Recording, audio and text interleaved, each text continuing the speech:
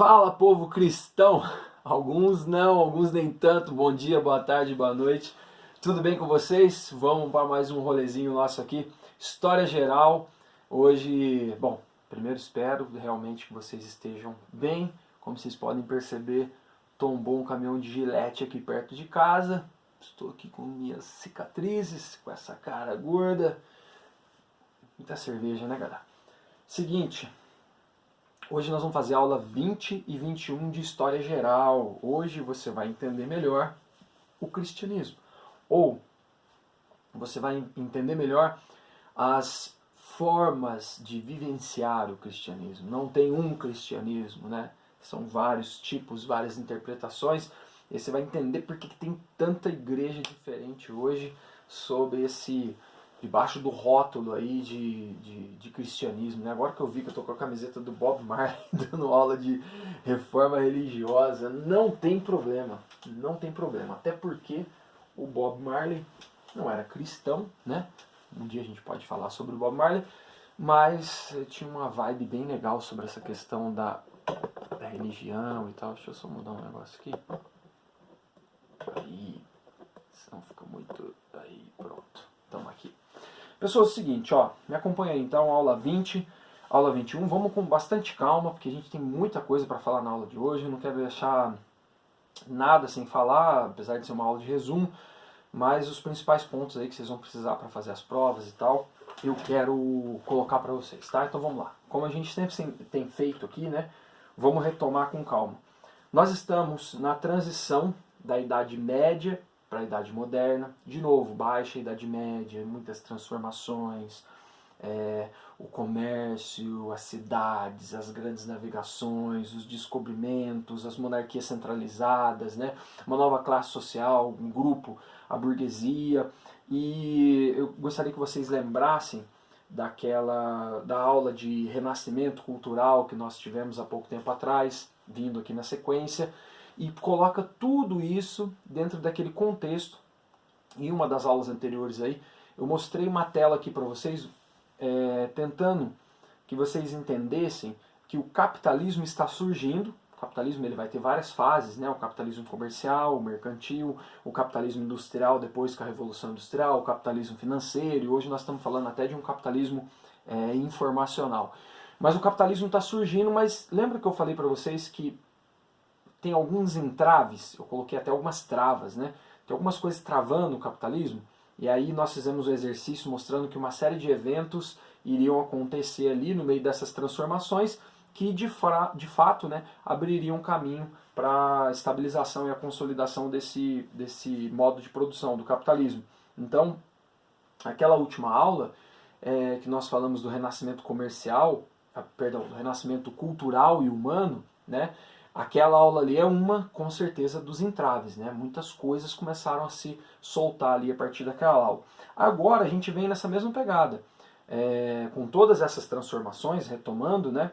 Hoje vocês vão entender que todas essas mudanças, elas chegam até o cristianismo. E o cristianismo era monopólio até então da Igreja Católica. E a partir da aula de hoje vocês vão perceber que a Igreja Católica ela perde o monopólio do cristianismo. O cristianismo também será transformado, também será repensado. O cristianismo também está em transformação.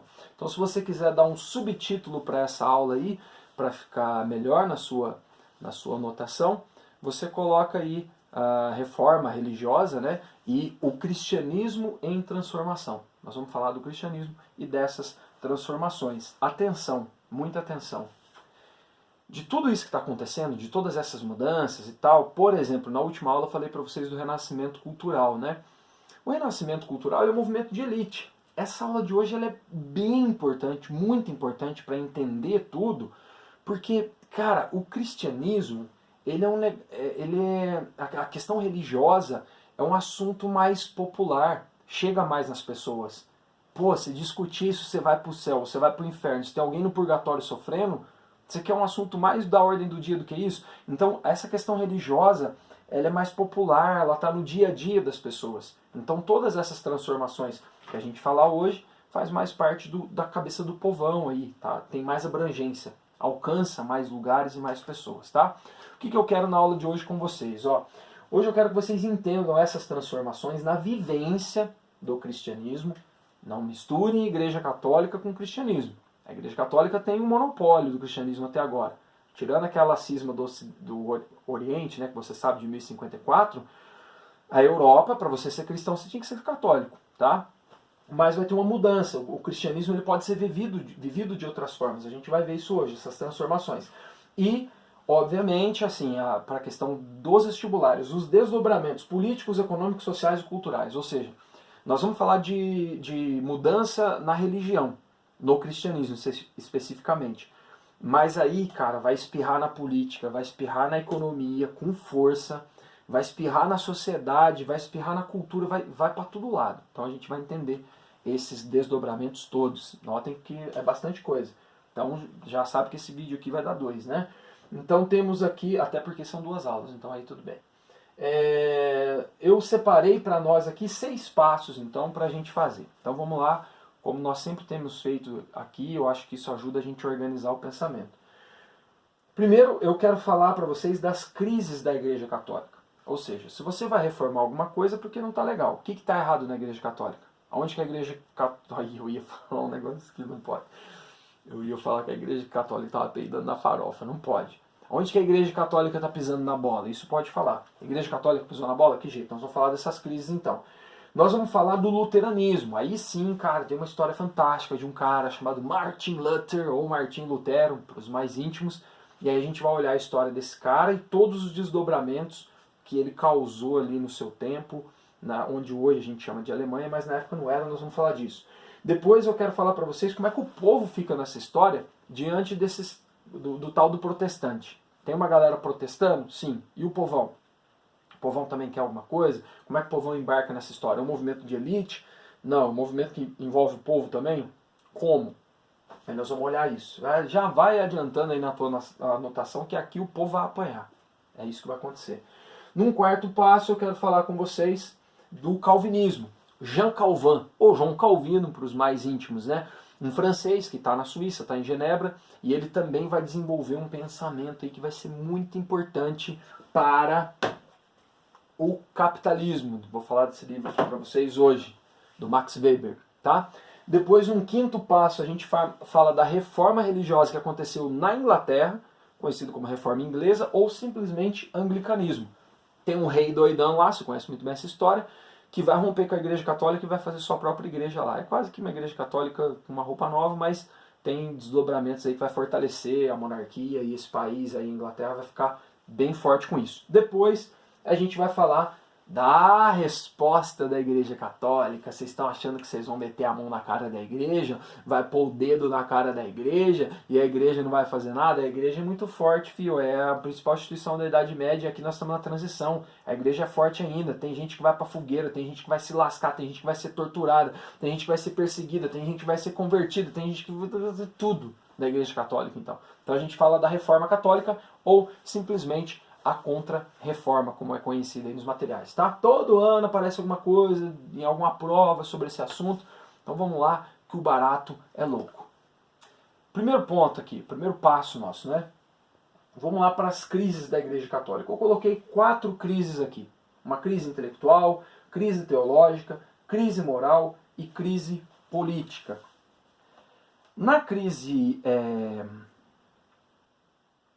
intelectual, vamos imaginar o seguinte: a Igreja Católica já tinha sofrido um baque ali com aquela cisma do Oriente lá, né, com a Igreja Ortodoxa em 1054 e tal, ou seja, o cristianismo ele já tem uma outra perspectiva de mundo, uma nova forma de ser vivenciado lá no Oriente, mas guarda essa informação aí. Por que nós temos uma crise, que eu falo aqui, intelectual na Europa Ocidental? Aí vamos localizar. Essa crise intelectual ela está ligada à explicação de mundo que a Igreja Católica dá. Moçada, vocês lembram da aula do século XIV? As pragas, né, o castigo, a peste, a fome, a guerra. De repente a galera está fazendo tudo que a igreja está mandando ali, a galera olha para a igreja e fala: e aí, cara, como é que faz? Isso é castigo de Deus? Mas então até os 6, então estão sendo castigados, porque o clero está morrendo também com essa ideia da peste. Aí de repente você tem ali as teorias que vão ser confrontadas, né? A Terra plana, o heliocentrismo, a ideia de que o mundo terminava ali, de repente os caras começam a navegar, dar a volta no mundo, encontram um outro continente, que a Igreja Católica não tinha respostas, né? Ou seja, tudo isso que está acontecendo, a América, né, o descobrimento, a guerra, a fome, né, a peste, a morte entrando no dia a dia das pessoas ali, naquele rolê do século XIV, virando para o século XV e tal, tudo isso apresenta um novo mundo, vamos dizer assim, que a Igreja Católica não dá conta de explicar. Essa ideia, a explicação de mundo da Igreja Católica está em crise, é isso que eu chamo de crise intelectual. Aí vem o Renascimento, com explicações racionais, aí vem o conhecimento vindo lá dos árabes, ou seja, está chegando outras informações e a galera está falando, peraí, mas então a Igreja não está sabendo tanto assim, né? Então a Igreja tem uma crise intelectual para poder administrar. Segunda crise que a Igreja tem, com certeza, é uma crise teológica, ou seja, mesmo dentro da Igreja Católica, você tem duas correntes muito fortes. Uma corrente mais ligada ao Santo Agostinho, agostiniana, e uma outra corrente mais ligada ao Santo Tomás de Aquino, o tomismo. Aí vocês linkam lá com as aulas do Lucas, aí, não sei se já passaram por isso, mas com a filosofia do Santo Agostinho e a filosofia do São Tomás de Aquino. Basicamente é o seguinte, o Santo Agostinho é mais antigo, né? Então existia uma ideia ali na vontade de Deus, né? E uma crença nessa vontade divina, o homem teria ali um arbítrio, né, a escolha, mas você ainda teria uma coordenação do mundo pela vontade divina e tal, inclusive a salvação e tudo. Na teoria mais recente, que é a do Tomás de Aquino, que a gente pode chamar de tomismo, você tem uma ideia um pouco, vamos dizer assim, mais moderna para a época, não como a do Santo Agostinho estava ligado mais em Platão, o tomismo está mais ligado no Aristóteles, então é uma coisa mais real, mais do dia a dia das pessoas. Essa corrente da Igreja Católica pregava um clero mais próximo das pessoas, um clero mais ativo, e daí que vai sair alguns problemas, né? Porque esse clero mais próximo das pessoas exige, dentro dessa filosofia tomista, que uma ideia de que você é salvo, ou você está bem na fita religiosa aí, conforme as suas obras aqui na Terra. Então você tem um clero mais ativo, mas que chega para a sociedade com obras. Então, tipo assim, todo mundo vai ter que ajudar na reforma da igreja, vocês têm que comprar uma indulgência para isso, tem que pagar para batismo e tal. Você tem uma série de coisas que começa a ser cobrada dentro da igreja e as pessoas têm que contribuir cada vez mais. Então, só para a gente categorizar aqui, nesse segundo ponto, nessa crise, seria uma crise da forma de enxergar o cristianismo dentro da Igreja Católica. A corrente do Santo Agostinho enxerga o cristianismo de um jeito.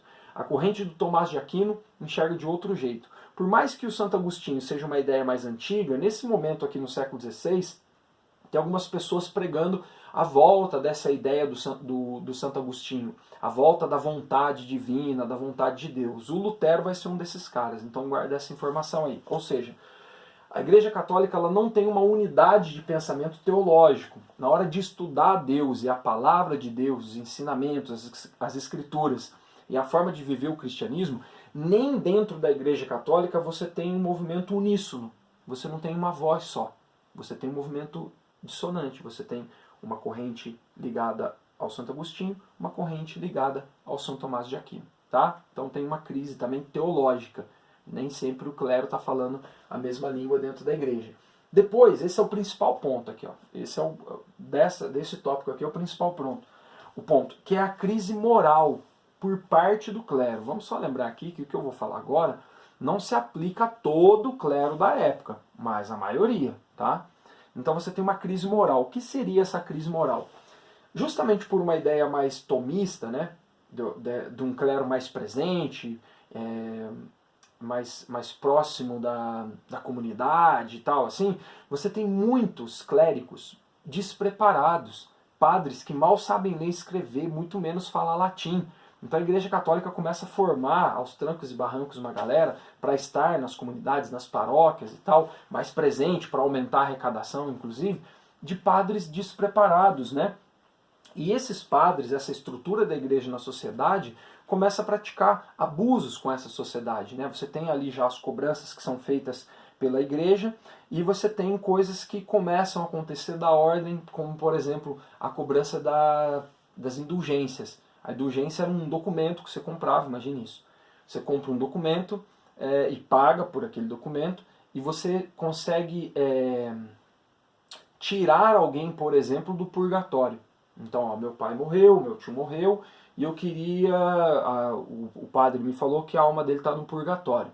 E aí eu queria tirar ele do purgatório. Então você ia lá, você podia ir na igreja, ou os caras faziam uma venda itinerante, passavam os cacheiros na cidade, tipo assim, ó, venham hoje, é só hoje, promoção de indulgência. E as pessoas acreditavam nisso, era a mentalidade da época. Você põe uma grana ali, você recebe um papel da igreja falando que aquela pessoa foi liberada do purgatório. E aí você pagou, aí te dão lá a penitência, tipo, ó, reza um Pai Nosso, faz isso, aquilo, e aí depois a pessoa está livre. E isso começou a virar um grande comércio. E sem contar da simonia também, que é a venda de cargos ou objetos religiosos. Na verdade, vendeu aquilo que é sagrado.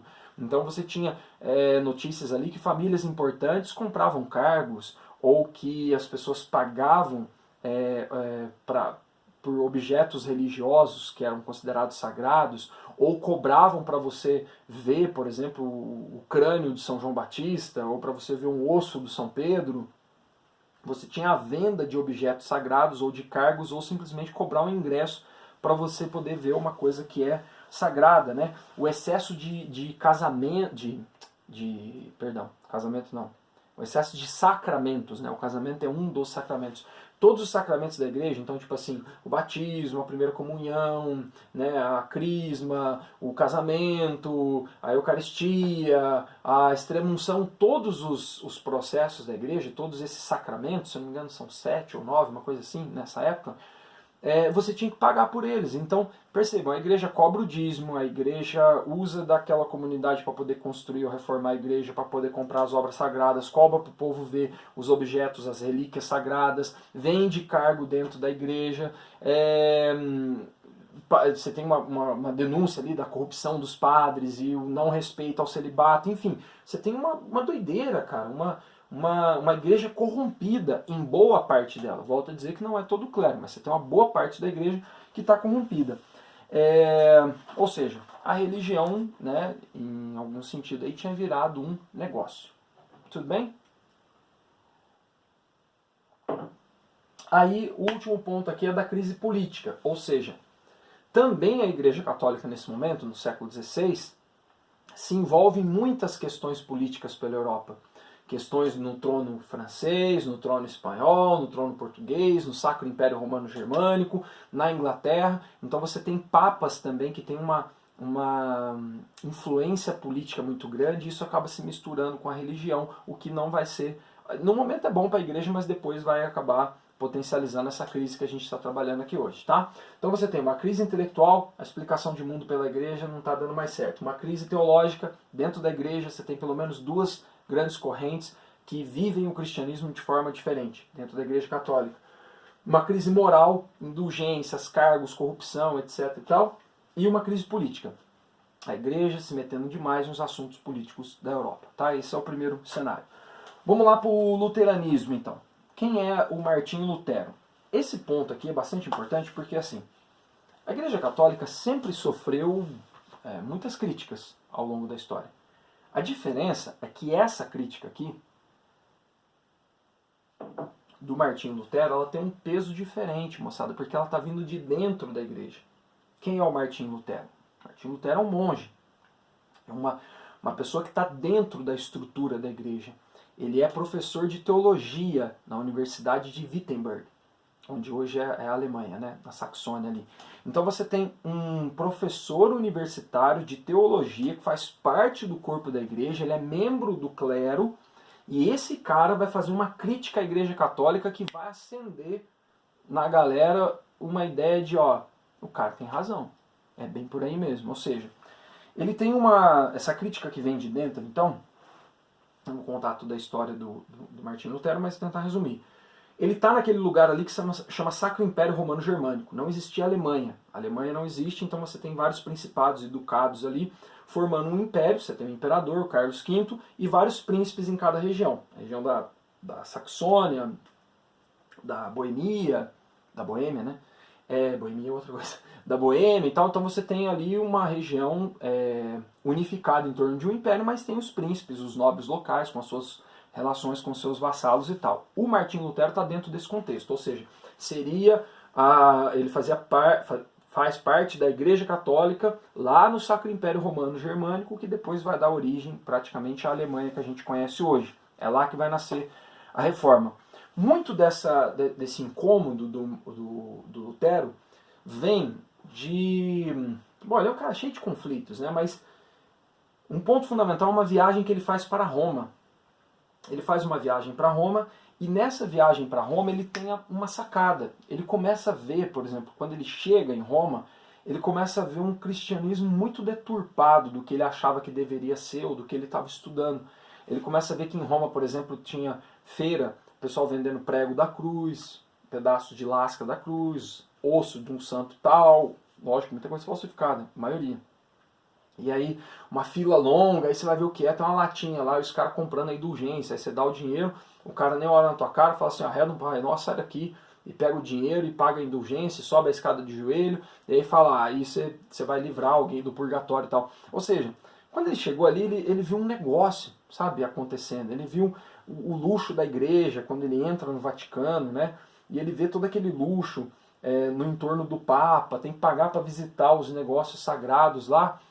Resumindo, é um cristianismo que ele desconhece, que ele fala, cara, não é esse o cristianismo, né? Tem alguma coisa errada nisso. Isso gera um desconforto nele.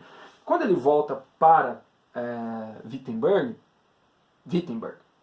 quando ele volta para lá, ele começa a perceber esses excessos também na igreja de lá. Ele é apresentado como numa nova paróquia, né? E aí a galera apresenta ele como padre e tal. Ó, o novo padre chegou, a galera olha feio para ele, porque fala, pô, padre aqui pra gente é gente cobrando coisa, a gente vai ter que trabalhar mais, contribuir e tal. Imaginem vocês, a missa era feita de latim, em latim, de costa pro povo, sabe? A igreja católica estava, né, nesse sentido, distante dos reais problemas da comunidade. E aí o que vai acontecer? O Martinho Lutero, eu esqueci de colocar aqui, de 1483 a 1546, só para vocês localizarem ali o período da vida dele, né? Um ano mais importante do que está acontecendo aqui, e essa imagem simboliza isso, é quando ele prega esse papel aqui na porta da igreja de Wittenberg. Ele prega esse papel no ano de 1517. Esse documento fica conhecido como a 95 Teses, né? Na verdade é uma crítica que o Martinho Lutero faz contra a igreja. Ele faz uma crítica para a estrutura da igreja que ele acha que está corrompida. Prestem bem atenção. A crítica do Lutero não é contra o cristianismo, mas é com a forma que o cristianismo está estruturado dentro da igreja católica. Então ele vai dizer coisas como, por exemplo, assim, ele vai questionar a autoridade do Papa. O Papa não quer nem pode perdoar alguma pena, exceto aquelas que tem imposto por sua vontade. Ou seja, não adianta você pedir perdão para o Papa. Você não tem que pedir perdão para a igreja. Você não tem que comprar um documento lá da igreja. Isso está errado. O seu perdão é direto com Deus. É o seu coração, a sua fé. Ele encurta o caminho. Em todas as críticas que ele faz nesse documento, ele meio que está tirando a igreja como intermediário. Porque tudo era intermediado pela igreja. E tudo tinha que se pagar para fazer esse intermédio. E ele está quebrando com essa ideia. Ele fala, por exemplo, ele critica as indulgências, né? As indulgências do Papa, falando que o homem fica livre de toda a pena e fica salvo. Ele fala que isso não é verdade. Ele pega uma doutrina puramente humana, que tinha uma crítica na época que ele faz, que, assim, ou seja, que cada moeda que caía lá na latinha e fazia um barulho na latinha ali era uma alma que saía do purgatório. Ele fala que isso não tem nada a ver. Ele fala, por exemplo, de qualquer cristão, olha só, verdadeiramente arrependido, tem plena remissão da pena e da falta, e é-lhe devida mesmo sem cartas de indulgência. Olha só o que ele está dizendo aqui. Se você... faz muito sentido, porque a gente cresceu com o cristianismo assim, por causa dele. Imagina, se você está arrependido de um pecado ali, nesse século XVI que ele está vivendo ali, você tem que comprar o perdão do seu pecado, você tem que pagar alguma coisa para a igreja. Né? Tinha até cartão de pré-pago de pecado. Vai ter uma balada hoje, né? A balada daquela menina idiota lá que fez uma festa. Pugliese, será como é que chama? Hoje é todo mundo influenciador digital, né? O mundo dos idiotas. Bom, só para falar da festa. Eu nem sei quem que é essa menina. Tem 4 milhões e meio de seguidores aí também. Pelo amor de Deus, seguiu uma menina dessa também. Bom, enfim, segue quem você quiser. Você é livre para fazer isso. Livre-arbítrio. Vamos aproveitar a aula de hoje. mas pode ser um idiota, né, com o seu livre-arbítrio também. Ainda bem que aqui é todo mundo esperto, não tem ninguém assim. Voltando. Cartão pré-pago de festa, né? Eu vou numa festa daquela idiota que fez uma festa, aí eu vou pecar muito lá. Você já faz um pré-pago ali, né? Ou seja, é um absurdo a igreja cobrar por um perdão. O que o Lutero está fazendo é falar, cara, qualquer cristão que estiver realmente arrependido do que ele fez, do seu pecado, essa falta é perdoada. Mas isso não depende de um documento da igreja, não depende de uma indulgência. Então ele está estragando o negócio da igreja com essas críticas que ele está fazendo, né? E essa crítica é feita no momento em que a imprensa já está rolando, então isso sai da porta da igreja, e começa a rodar pela região ali. Ou seja, ele critica a riqueza de Roma, a riqueza do Papa, a riqueza dos membros da igreja, né? Os abusos, as vendas de cargo, as vendas dos objetos religiosos ou da cobrança de ingresso para ver as coisas, o comércio, né, dessas relíquias sagradas é criticado por ele. Ele vai dizer que a salvação, portanto, um dos principais assuntos dessa época aqui é a salvação. Toda pessoa aqui estava preocupada se ela ia para o céu ou para o inferno. E como que isso se dava? O que eu tenho que fazer para ir para o céu, para ser salvo, ou o que vai acontecer comigo que eu vou me danar. Vou para o purgatório ou vou me danar, vou para o inferno. E ele apresenta um caminho interessante, um caminho fora da Igreja Católica, não fora do cristianismo, mas fora da Igreja Católica. Ele vai dizer o seguinte, sabe como que se dá a salvação? A salvação não se dá pelas obras que você tem aqui, pela quantidade de papel que você tem guardado ali, que você pagou. Faz muito sentido o que ele está falando. Ele vai falar assim, a salvação, ela se dá pela fé. A salvação é pela fé. E aí a galera vai começar a questionar ele e falar o seguinte, falou, Lutero, de onde você está tirando essas ideias? Aí ele vai dizer o seguinte, eu estou tirando essas ideias das Escrituras. E aí, como ele é professor de teologia, ele conhece a Bíblia de cabo a rabo e conhece toda a documentação da Igreja Católica, as bulas papais, a tradição e tal. E aí ele começa a questionar dentro da própria teologia, do entendimento da palavra. Por isso que vem a ideia de traduzir, porque toda a Bíblia nesse momento está escrita em latim. Nenhuma Bíblia existia nesse momento ainda antes numa língua vulgar. E a tradução que ele faz é importantíssima. A tradução que ele faz aqui vai dar origem ao que a gente conhece depois como alemão. Ele traduz o Novo Testamento para o alemão. Por quê? Porque ele quer que as pessoas leiam, ele quer que as pessoas entendam, ele quer resgatar o cristianismo. Ele está voltando lá, mais ou menos, no São Tomás de Aquino, lá. Ele está, no Santo Agostinho. Ele está voltando lá atrás, ele falando da vontade de Deus, falando da fé, do livre-arbítrio. Então ele fala assim, tá aqui na palavra. É só a gente ler. Mas para ler tem que estar na nossa língua, para qualquer pessoa poder ler. E ele pensa nesse cristianismo mais abrangente, né?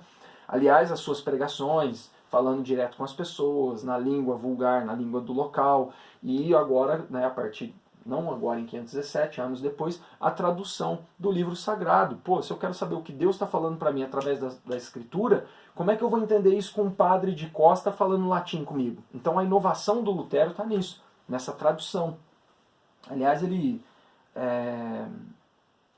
o que acontece aqui é o seguinte, você tem essas ideias sendo propagadas ali no Sacro Império Romano Germânico, agradam algumas pessoas. Ele começa a ganhar apoios, porque essas ideias agradam o povo, que está sendo abusado pela igreja, faz sentido, os caras iam no culto, na missa, né? Não era culto ainda, missa, mas dava risada, porque entendia o que ele estava falando, ele fazia piada, ele lia uma parte da Bíblia que as pessoas entendiam o que estava sendo dito. Não era aquele negócio de costa em latim.